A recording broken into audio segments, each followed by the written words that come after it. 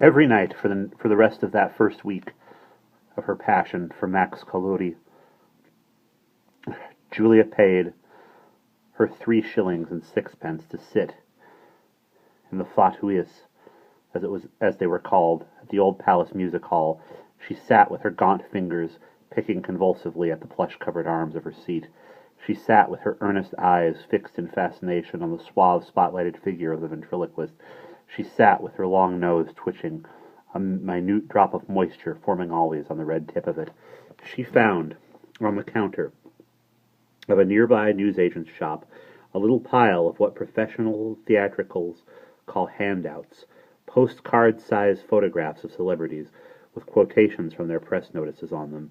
Some of these featured Collodi, and without hesitation, but with a furtive look round to see that no one was watching, Julia swept half-dozen of them into her handbag. They showed the ventriloquist sitting with his dummy George on his knee.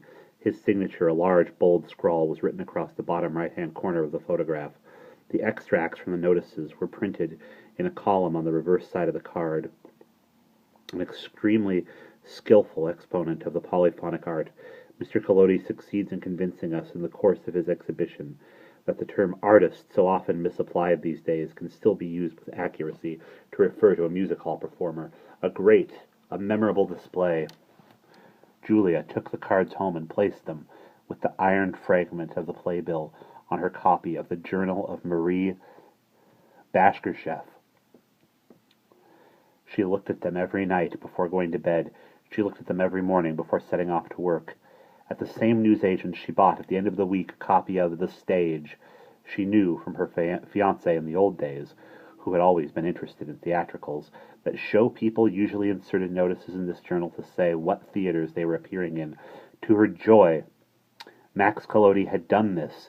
After his engagement at the Old Palace, he was due for a week's appearance at the Pavilion, Finsbury. Every night she travelled across London and paid her 3 and 6pence to sit in the fauteuils of the Pavilion, Finsbury, and the following week, acting as before on the information in The Stage, she paid her 3 and 6pence at the Hippodrome, Streatham.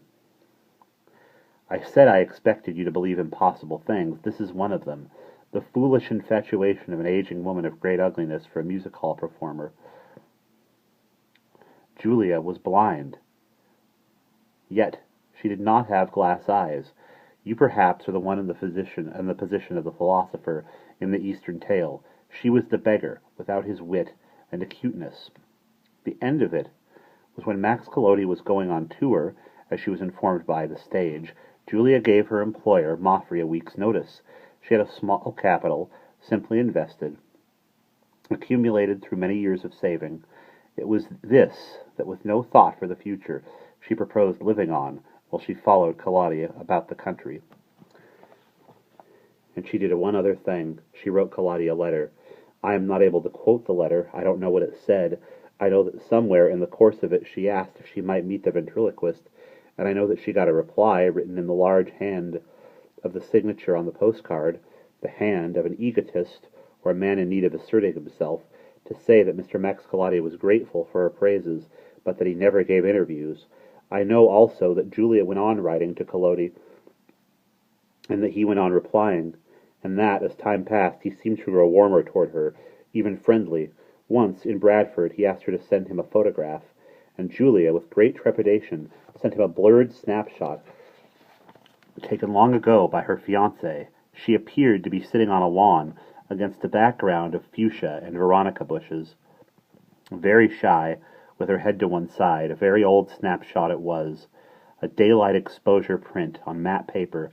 They had said in those days that it was the dead spit of her, the bobbed hair cut up in a bandeau of Japanese silk, the frock with no waist that ended above her knee, the earrings of emerald-cut glass.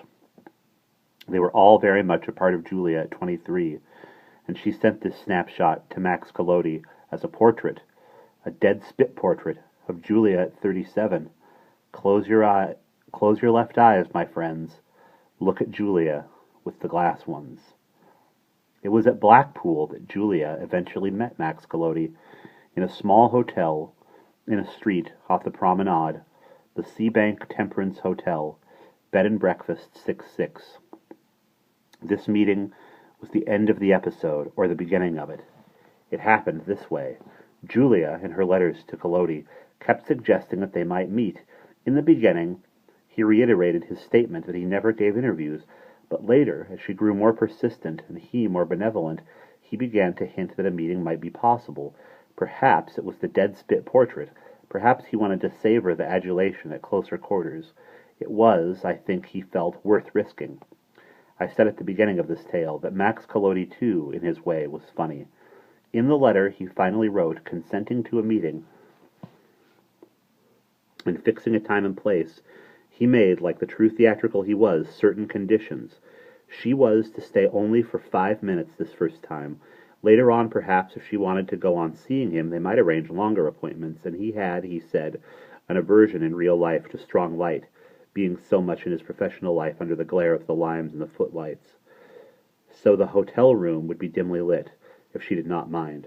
An arch touch, this, being received in a half-lit hotel bedroom by a strange man with no other chaperone besides his dummy, George. Then she would go back to the Seabank Temperance Hotel, Mortimer Street, Blackpool, at 10 p.m. on Saturday evening after his show at the Winter Garden Theatre, and he would be happy to tell her something about himself and to hear, in turn, something about her. Yes, you will not want me to go into detail about the hour and a half that Julia spent that evening before the mirror in the boarding house at which she was staying. It was a large mirror with a chipped gilt frame. The quicksilver had come off from the back of it in sporadic smallpox-like patches, and in one corner the glass had warped so that you appeared curiously elongated in it, as if El Greco had painted you. Nor will I say anything about the agonies that Julia underwent before she could make up her mind what to wear. Did she in the end decide that there was no hope of appearing exactly like the dead spit snapshot? Did she, with an unadmitted joy, bless Max for arranging the dimly lighted room for an interview of only 5 minutes? Did she have qualms that when he said if she wanted to go on seeing him, he might have meant, if I still want to go on seeing you? It is impossible to answer these questions. I only speculate and tell the story. At 10 minutes to 10, Julia was walking to and fro near the Seabank Hotel, waiting for the hour to strike. She was shivering, and not alone, from the slight chill of the night. On all sides of her, people were enjoying themselves. The town was ablaze with colored lights. There were 1,000 conflicting jazz tunes in the air, the dance halls from the piano accordions and ukuleles of the young men and women who strolled about the promenade in groups with little white paper hats on their heads that said, "Kiss me quick, Charlie," written round the brim. Beyond all these things was the sea, glittering under the lights, but cold and detached, no part of the scene at all. The broad Atlantic, as Julia automatically referred to it, remembering all the books she had read. She glanced at her watch. It was 2 minutes to 10. She pushed open the swing door of the hotel and walked up to the reception desk.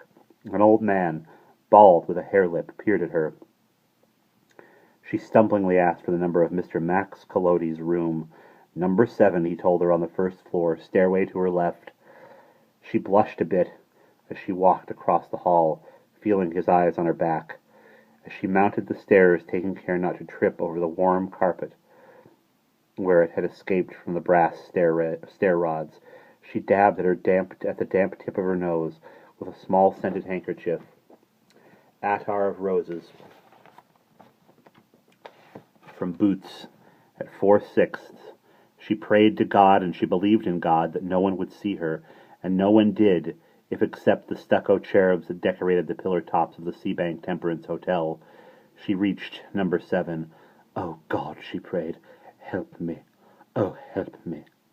She tapped the door. His voice came through it, to her unmistakably his voice, the voice that she had heard from her seat at the Fautelus of 100 different music halls. She repeated her prayer and walked in. He was sitting facing her behind a large mahogany table. Even in the dim light she could not mistake him. Every line of those handsome figures was printed deep in on her memory. She inclined her head in the brusque, slightly stiff way she knew so well.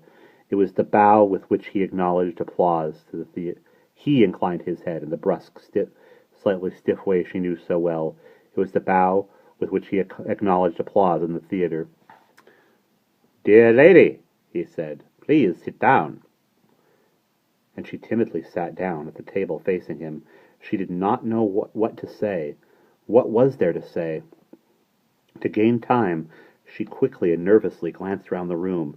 An ordinary room with flowered wallpaper.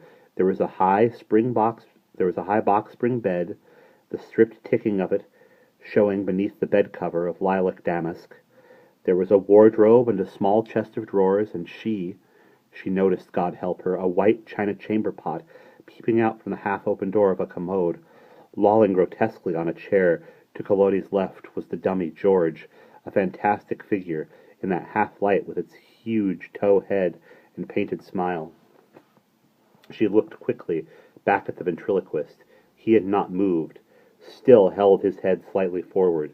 He was smiling in his chilly professional way. She remembered the woman in the front of her at the old palace in Fulham.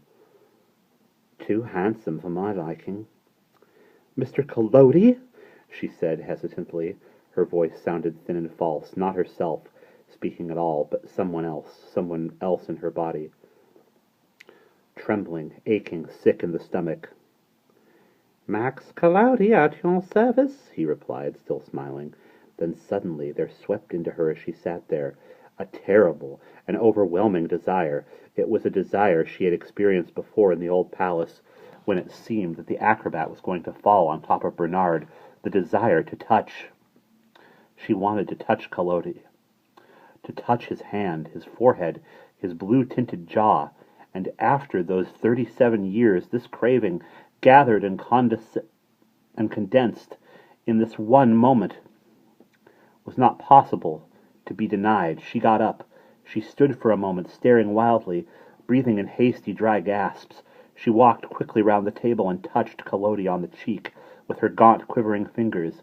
Then she screamed, or made the movements for screaming, though no sound came from her but a terrible, dry croak, for Collodi, with the fixed professional smile still on his face, toppled sideways and fell from his chair with a crash to the floor. There was one moment of beastly silence, and then there was a scream, but not from Julia, or the someone else who seemed to have taken possession of her body. No, it came from the chair where George had been lolling grotesquely. Now, as she stared, it was to see George standing up on the chair, his hideous painted face twisted with rage and fear and sorrow. And, as she stared, she realized that at last she had met Max Collodi, the ventriloquist. She started to laugh. Sobs of laughter shook her whole angular frame. She stared at the dummy on the floor, the beautiful staring face she had loved so much, and not fully knowing what she was doing, she gave in to the storm that was racking her. Screaming terribly, she drove the high heels of her shoes into the padded body and waxen mask of the thing. It still smiled. One of its eyes shot out and rolled across the floor, but it still smiled. And all the time, the misshapen being on the chair that was the real Max Collodi, the writer of that bold, assertive hand, the big-headed, painted dwarf that sat on the knee of the thing on the floor, that had spoken in two voices, a fair one and a foul one, working the movements of that handsome mouth and head by means of small pneumatic bulb controls. That misshapen, unlovable creature was weeping. How could he have hoped to get away with it? He who was, in his own way, as hungry as Julia. Gasping. Blinded by her tears, Julia turned to run from the room. Her foot trod on something round and hard. She stooped half-wittedly to pick it up, then ran down the corridor past the stucco cherubs, clutching it in her hand so tightly that it socketed itself in her palm. It was the glass eye of the thing on the floor, the glass eye that now rests as a terrible relic on its black velvet bed on Julia's mantelpiece.